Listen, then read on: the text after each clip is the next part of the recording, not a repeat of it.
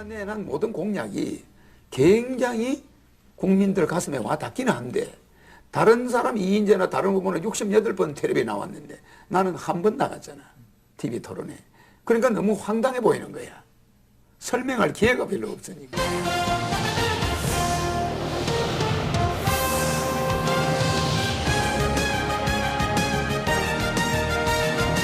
이렇게 네 분의 후보자를 초청해서 국정 현안 전반에 대해 정책과 비전을 중심으로 2시간 동안 전국의 생방송으로 진행해 드리겠습니다. 오늘 나오신 후보들을 좌석순으로 소개해 드리겠습니다.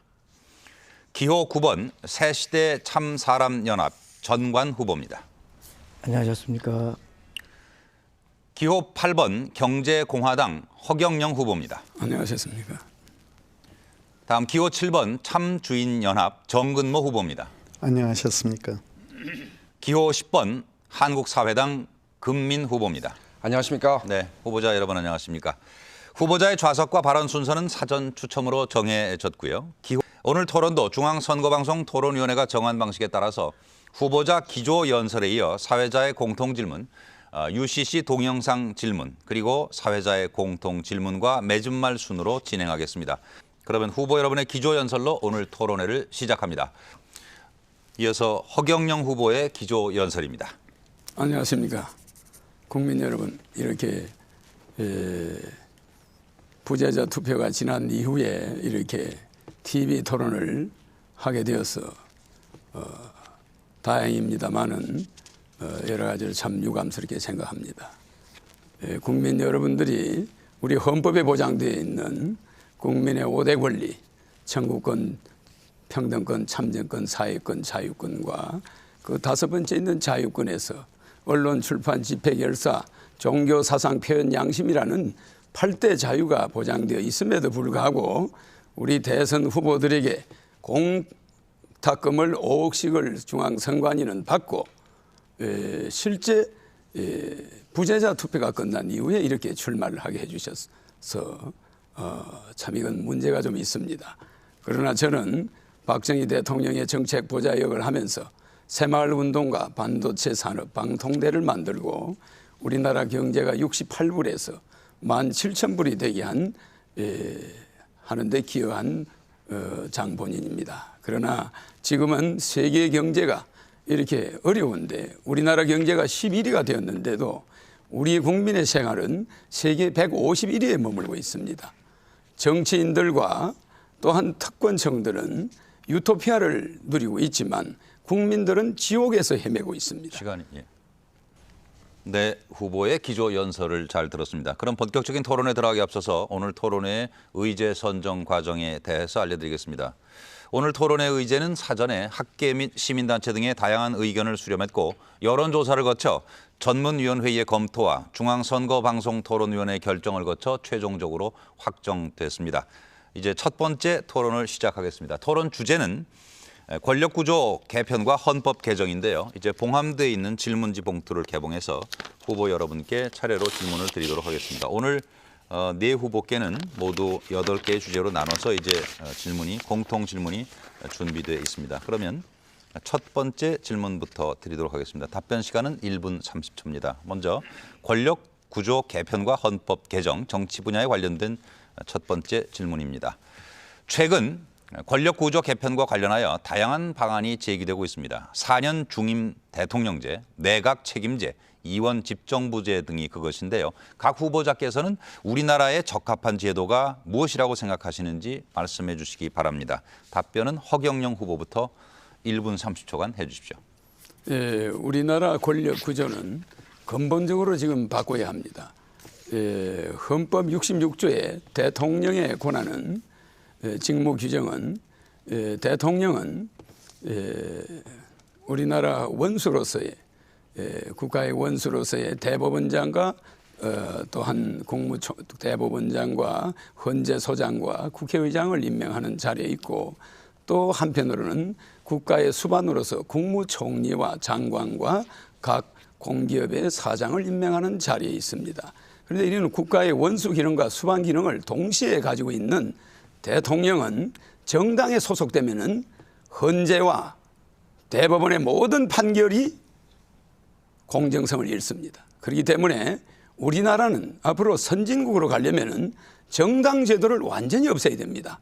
한나라당 하면 경상도, 민주당 하면 전라도, 대통합당 하면 전라도, 이런 등식을 가지고 국민을 나누고 선거 때만 되면 공적 자금을 낭비하고 국세를 낭비하고 이러한 정치 제도를 가지고 국회의원들은 파당을 지어서 국회에서 싸우고 이런 걸 어린이들에게 보여주는 정치 제도는 세계에서 이제 우리나라부터 없애야 됩니다. 그래서 정당 제도를 폐지해야지 무슨 내각제다, 무슨 5년 중입니다, 4년 연임이다, 이따위 정치 제도 가지고는 대한민국은 바꿀 수가 없습니다. 네. 그렇기 때문에 나는 시간이 다 됐습니다. 정당 제도 폐지를 네. 주장하는 바입니다. 다음 말씀 잘 들었습니다. 오늘 제1 주제인 정치 분야와 관련된 이제 두 번째 질문을 드리도록 하겠습니다. 이번 질문에 대한 답변은 정근모 후보부터 준비해 주시고요. 시간은 1분입니다. 질문 드리겠습니다. 지방자치제도는 민주주의의 근간입니다. 그러나 우리나라는 1991년 지방자치제도가 부활되었으나 지방분권, 재정자립 등 아직 많은 부분에서 부족합니다. 각 후보자께서는 지방자치 활성화를 위해 어떠한 대안을 가지고 계십니까? 하는 질문입니다. 답변해 주십시오. 네, 지방자치 활성화 대안에 대한 질문인데요. 이제 끝으로 허경영 후보 답변해 주십시오. 시간은 1분입니다. 저는 지자체 단체장 선거는 반드시 예산 낭비를 막기 위해서 폐지해야 합니다. 한나라당 사람이 서울시장이면 그것을 예산을 감시하는 시의원이 전부 서울 한나라당입니다. 부산 가면은 또 한나라당이 시장이면 그것을 감시하는 자가 그 사람의 수하에 있는 전부 그 한나라당 의원입니다. 호남에 가면 또 마찬가지입니다. 그래서 지자체 단체장 선거는 대통령이 반드시 임명하고 그 예산은 각 지자체 의원들이 감시해야 합니다. 그래서 지자체 단체장 선거는 폐지하며 지자체 의원의 보수는 폐지해야 합니다. 그 보수를 전략하면은 한 사람당 7천만 원씩 4천여 명의 보수를 전략하고 국회의원을 100명으로 줄이고 무보수로 해야만 국가 예산이 15조 원 정도 전략됩니다. 그뿐이 아닙니다. 소각장 하나를 예를 들면 서울 시내 전체 소각장은 폐지해야 합니다. 대도시 주민이 많은 곳에 수도권에 소각장을 만들어 놓고 네, 시간이 지나고 있습니다. 지자체끼리 그걸 싸우고 있는데 저는 변두리로 반드시 바꿀 것입니다. 네, 두 번째 토론 주제로 넘어가겠습니다. 두 번째 여러분께서 이제 답변하실 토론 주제는 북핵 문제 해결을 위한 대북 정책입니다. 이와 관련해서 두 개의 질문이 준비되어 있는데요. 통일 안보 분야 관련 첫 번째 질문을 드리고 이 답변은 금민 후보부터 준비를 해주시기 바랍니다. 시간은 1분 30초고요. 질문 드리겠습니다. 남북 경제협력과 문화교류 등 이 북한과의 교류가 빈번해지면서 통일에 대한 국민의 기대가 높아지고 있습니다. 그러나 한편으로는 북한 핵 문제, 또 대량 살상 무기 개발 및 수출 등을 언급하면서 긴장감을 늦추지 말아야 한다는 주장도 있습니다. 이러한 상황에서 각 후보들이 생각하는 북핵 문제 해결을 위한 방안을 말씀해 주시기 바랍니다. 북핵 문제 해결 방안에 관한 질문입니다. 이제 허경영 후보가 답변해 주십시오. 저는 남북의 항구적인 평화를 위해서 미국에 있는 유엔 본부를 판문점으로 옮기고자 합니다. 저는 미국의 부시 대통령이 2001년도 저를 초청해서 한국의 3,000명의 정치인 중에 저 혼자만이 가서 부시 대통령을 만났었습니다. 만나서 미국이 요구하는 CVID, 컴플리티 아주 완벽하게 베리파이버리 검증이 가능하게 일리버저버리 되돌릴 수 없게 디스멘틀 폐기하라. 이 CVID를 북한에 제시했습니다. 그런데 북한은 이것을 느슨하게 FVID, 풀리, 충분히 그다음에 충분히로 바꿔버렸습니다. 그러니까 핵발전소는 그대로 두겠다. 일부 좀 유보해달라. 이런 식으로 하고 있습니다. 그러나 저는 유엔 본부를 판문점에 갖다 놓으면 굳이 핵 문제를 가지고 우리가 북한과 대처할 필요도 없고 그 문제는 미국과 함께 순조롭게 해결될 걸로 봅니다.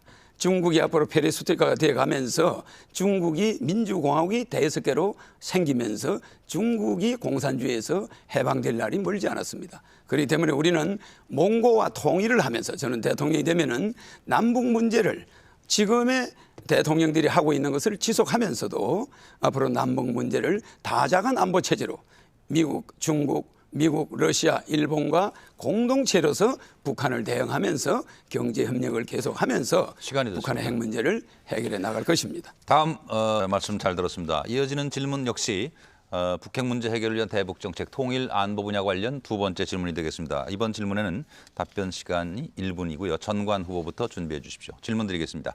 지난 10월 초 북한에서 남북 정상회담이 있었습니다. 여기서 남북 관계 발전과 평화 번영을 위한 선언을 했고 이 선언문에는 전문과 10개 항의 합의사항이 담겨져 있습니다. 그런데 합의사항의 대부분은 다음 정부 이후에도 계속 진행되어야 할 내용들이 많습니다. 다음 정권에서 남북 정상회담 합의사항 승계에 대해 어떠한 입장을 가져야 하는지 말씀해 주시기 바랍니다. 정상회담 합의사항 승계 문제에 관해서 허경영 후보가 이제 답변하실 차례입니다.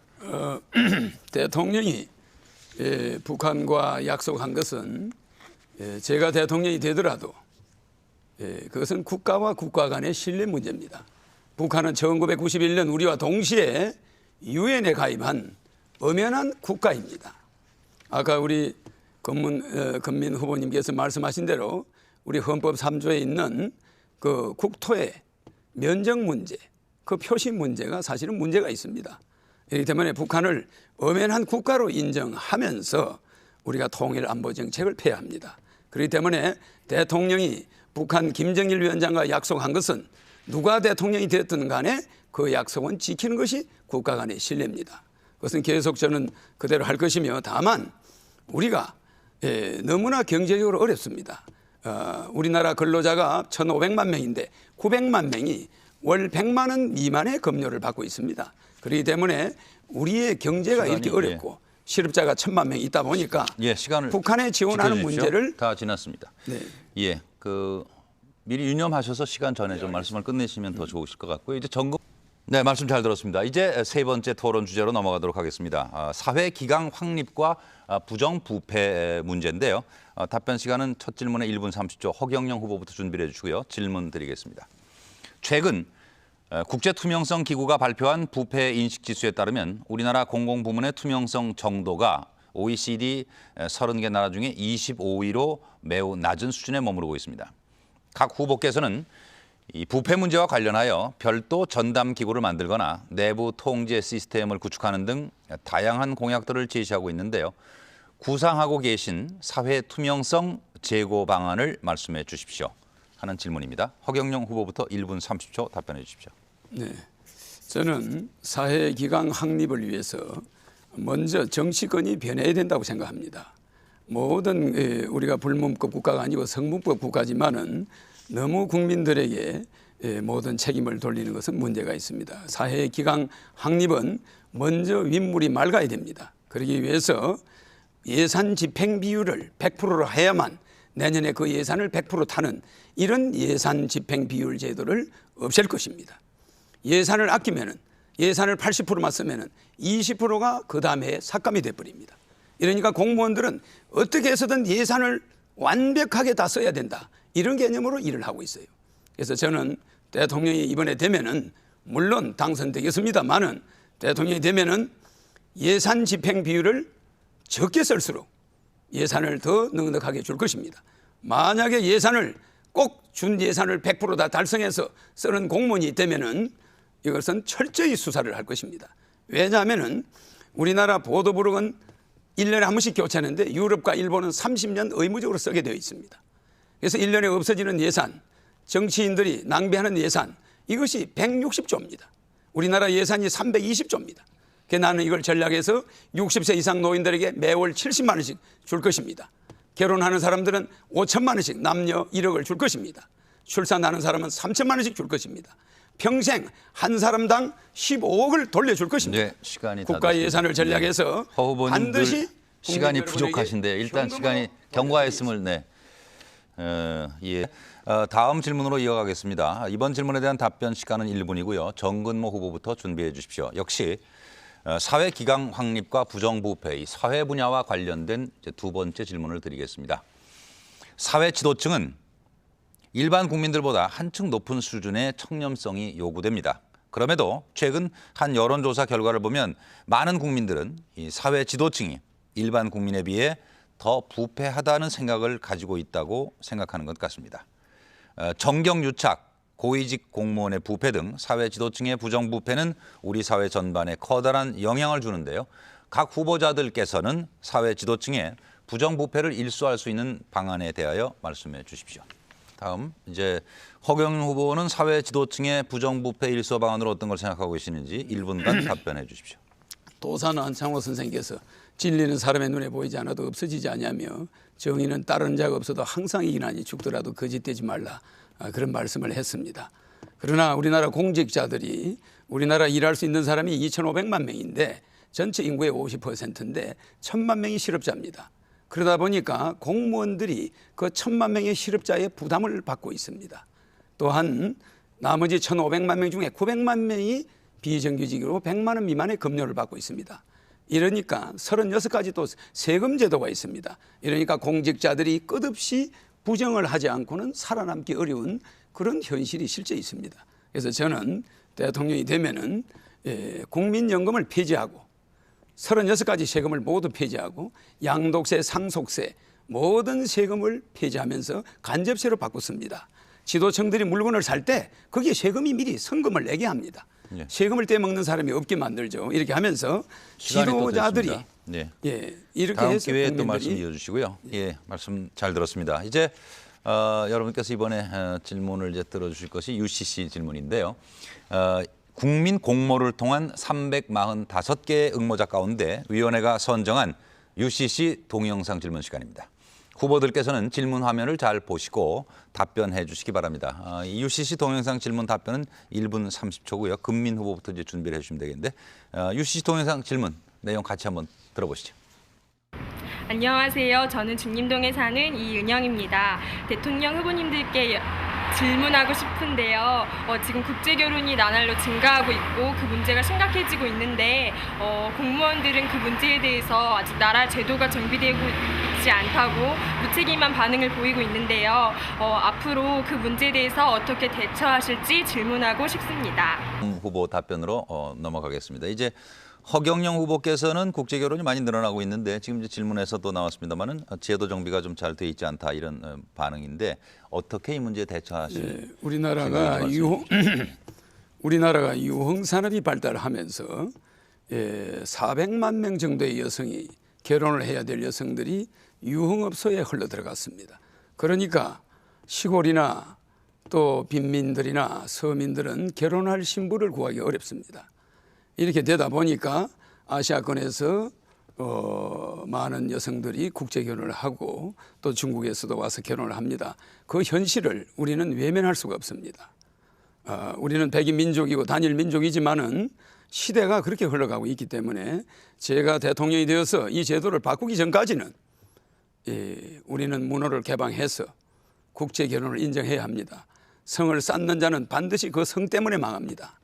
징기스칸은 성을 쌓지 않았지만 진시 황제는 성을 쌓다가 곧바로 망해버렸습니다. 우리는 글로벌 시대를 대비해서 양계 혈통주의를 인정해야 하고 글로벌로서 FTA나 모든 우리 전 세계가 하나의 지구촌 가족이라는 것을 명심하고 자기 이기주의, 너무 국수주의를 지향해야 됩니다. 미국의 에이브라함 링컨이 국민에 의한 국민을 위한이라는 말은 잘못되었습니다. Of the people, by the people, for the God. 국민에 의한 하늘을 두려워하는 그런 정치를 해야 되는데 국민에 의한 국민을 위한 미국 시민 한 사람을 구하기 위해서 한국 군인 1개 사단을 투입하는 것이 시간이 미국입니다. 다 됐습니다. 이제 네 번째 토론 주제로 넘어가겠는데요. 아마 많은 시청자들 또 온 국민이 사실 제일 관심이 크신 문제일 거예요. 지금 이 교육 개혁과 사교육비 절감에 관한 문제를 두 가지 질문을 드리고 답변을 듣도록 하겠습니다. 첫 번째 답변은 전관 후보부터 준비해 주시고요. 첫 질문에 대한 답변은 1분 30초가 주어집니다. 질문 드리겠습니다. 얼마 전 뉴스 보도에서 우리나라 사교육비가 OECD 회원국 가운데 최고 수준인 것으로 나타났습니다.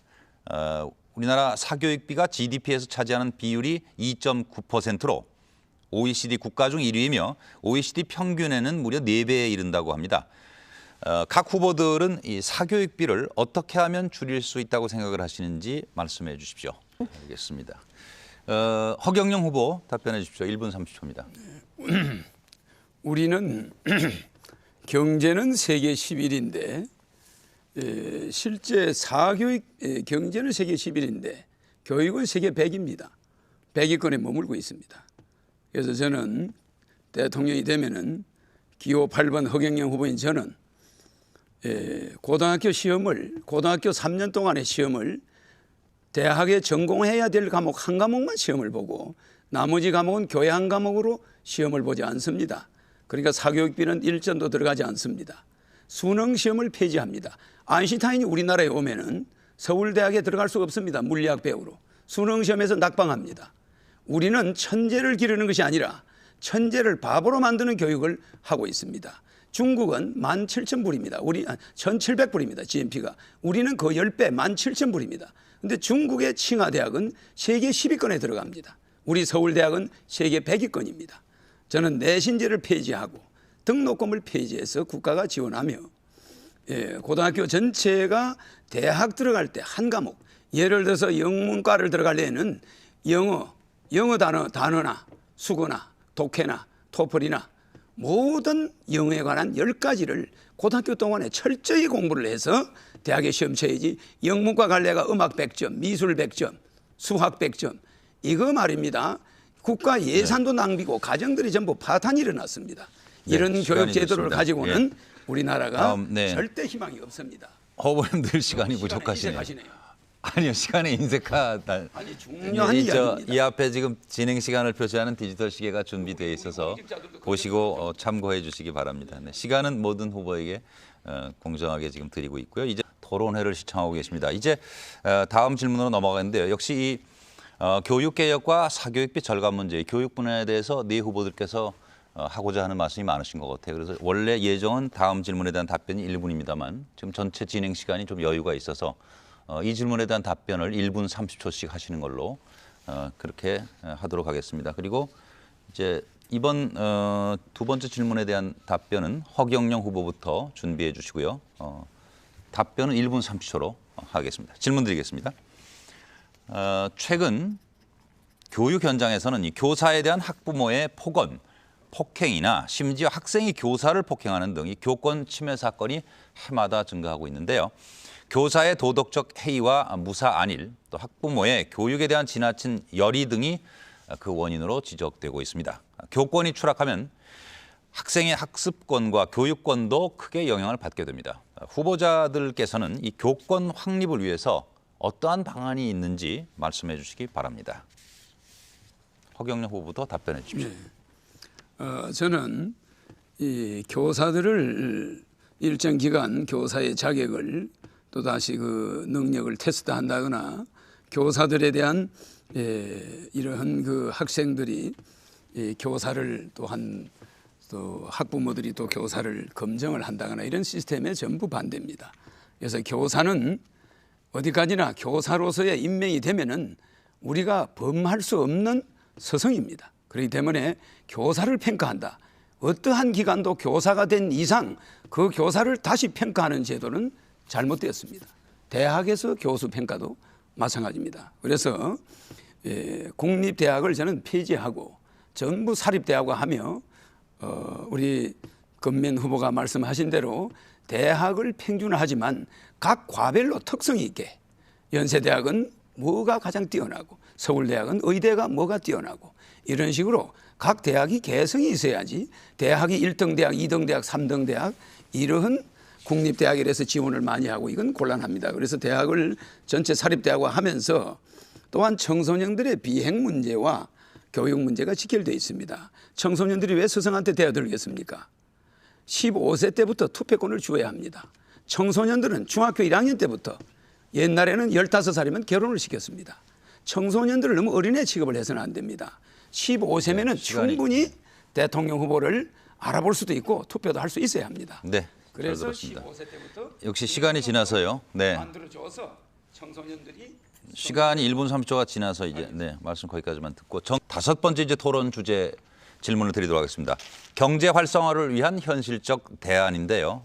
특히 첫 질문은 지금 이 시각에도 잠 못 이루는 많은 젊은이들이 아마 큰 관심을 갖고 있을 질문인데 후보들께서 어떤 답을 해주실지 궁금합니다. 첫 번째 질문, 답변은 정근모 후보부터 준비해 주시고요. 시간은 1분 30초입니다. 경제 활성화를 위한 현실적 대안 첫 질문입니다. 최근 그 젊은이들 사이에 유행하는 말 중에 88만 원 세대라는 말이 있습니다. 아마 잘들 아실 겁니다. 이는 20대 비정규직의 낮은 임금과 젊은이들의 필수품인 이 휴대폰 가격이 비슷하다고 한 데서 만들어진 말인데요. 젊은 층의 안정적인 일자리가 절실한 실정입니다. 각 후보들이 생각하시는 일자리 창출 방안을 지금부터 말씀해 주시기 바랍니다. 네. 다음 이제 허경영 후보가 답변하실 차례입니다. 부동산 정책으로 생각하고 계신 내용이 무엇인지 말씀해 주십시오. 저는 부동산이 값이 올라가고 문제가 자꾸 생기는 그 원인을 세제에 있다고 봅니다. 그래서 양도세, 보유세, 종토세 등 모든 부동산에 관련된 세금은 반드시 폐지해야 됩니다.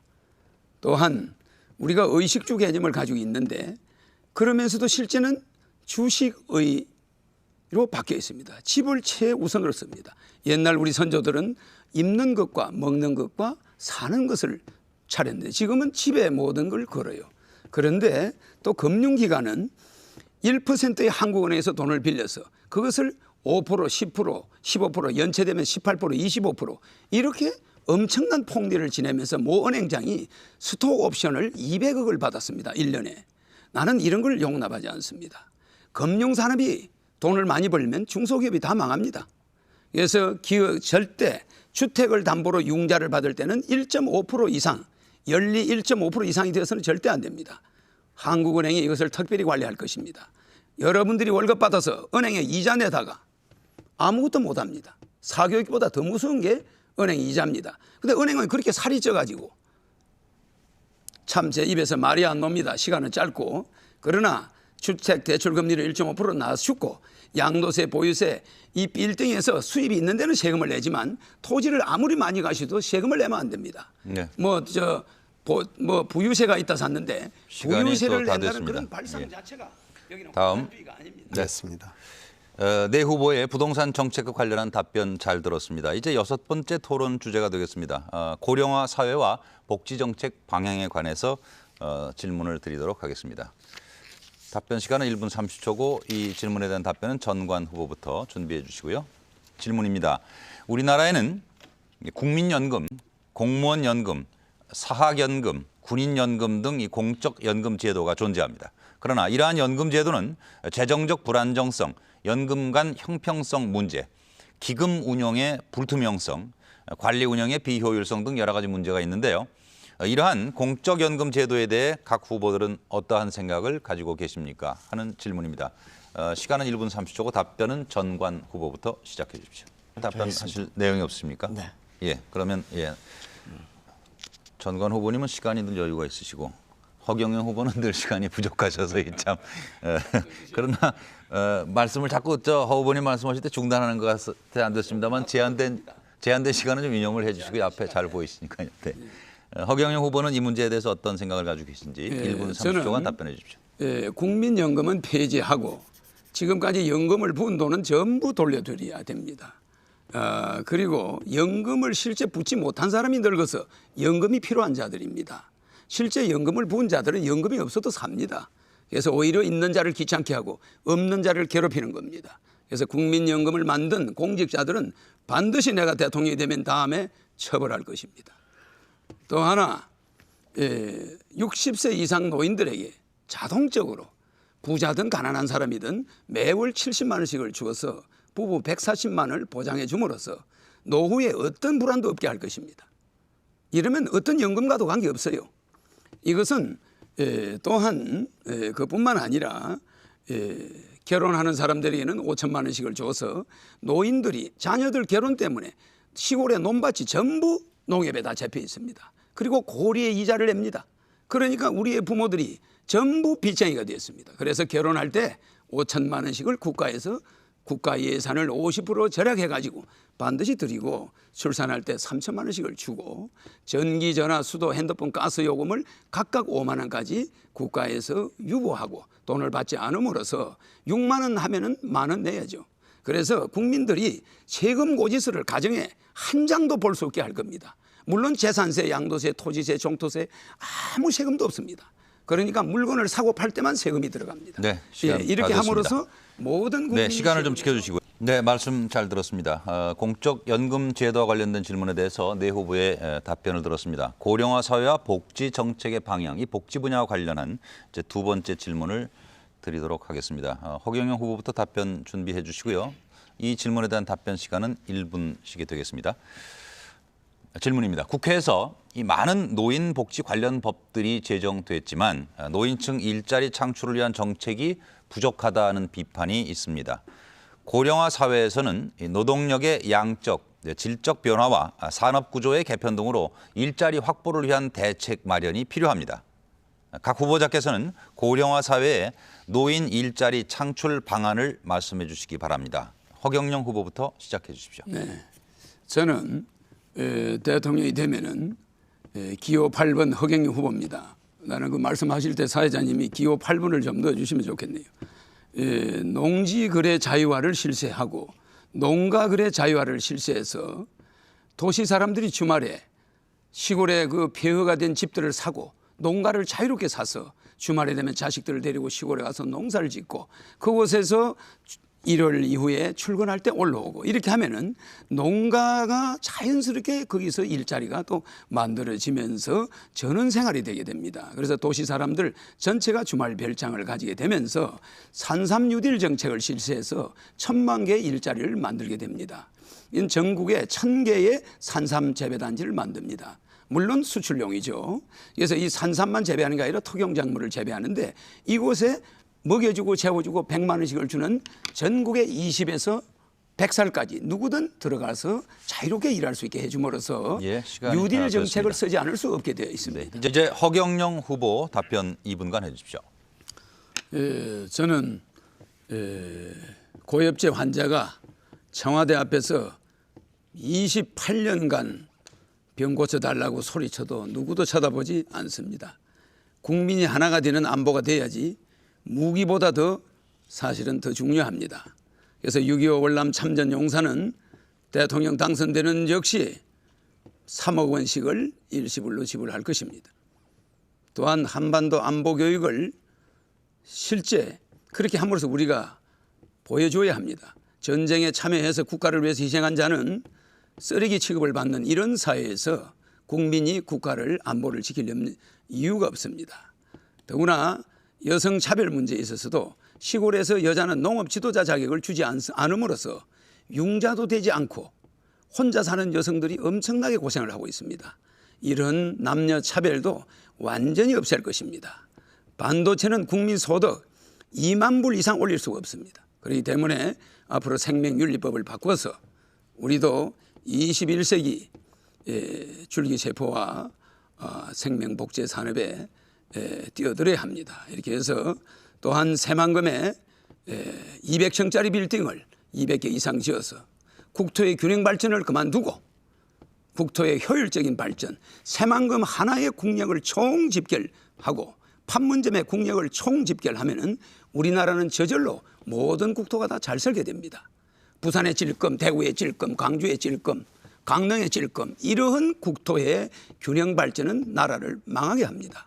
우리 국가는 금융 메카를 새만금에 만들어야 됩니다.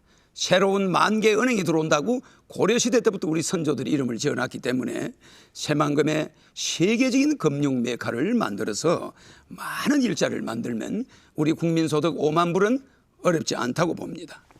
네, 말씀 잘 들었습니다. 이제 오늘 마지막 주제 끝 질문으로 오늘 전체 토론에 이제 마무리를 하는 질문이 되겠습니다. 양성평등 실현 방안 그리고 노동시장의 양극화 해소 방안에 관해서 질문을 드리겠습니다. 답변 시간은 1분 30초고요. 금민 후보부터 준비해 주십시오. 각 후보들께서는 이 양성평등 실현 방안과 노동시장의 양극화 해소 방안에 대해서 말씀해 주십시오. 이 중에 특정 주제만 선택해 언급하셔도 좋습니다. 후보는 이 문제에 관련해서 어떤 생각을 갖고 계신지 1분 30초간 답변해 주십시오. 지금 헌법 33조에 노동 3권이 있는데 단결권, 교섭권, 단체 행동권이 있습니다.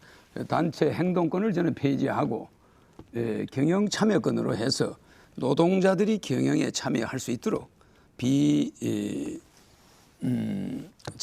이사로서 참여할 수 있도록 제도를 바꿔서 두 번 다시 노조 파업이 있으면은 그때는 무기징역 정도로 과격하게 다룰 것입니다. 단 한 건의 노동 분쟁도 제가 대통령이 되면은 존재할 수가 없습니다. 왜 이러냐면은 우리는 노동시장의 혼란으로 인해서 경제가 생산성 투자가 1% 미만에 들어가고 있습니다.